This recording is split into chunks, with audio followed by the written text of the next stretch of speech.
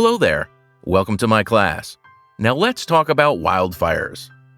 A wildfire is an uncontrolled fire that occurs in wildland areas. Wildfires usually begin unnoticed and without warning, and they spread very quickly through trees and brush. There are many different causes for wildfires, including lightning, volcanic eruptions, droughts, and heat waves. However, the most common cause is from human activities and mistakes, such as a campfire that gets out of control or someone dropping a lit match. In fact, it is estimated that 4 out of 5 wildfires are caused by humans.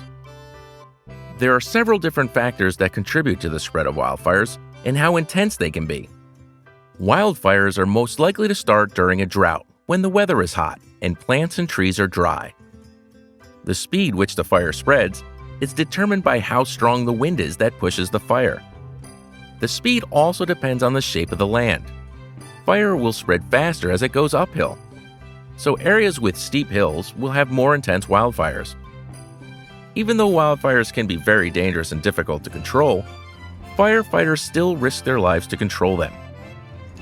One of the ways firefighters stop a wildfire is by removing the dry grass and trees around the fire that haven't been burned up yet.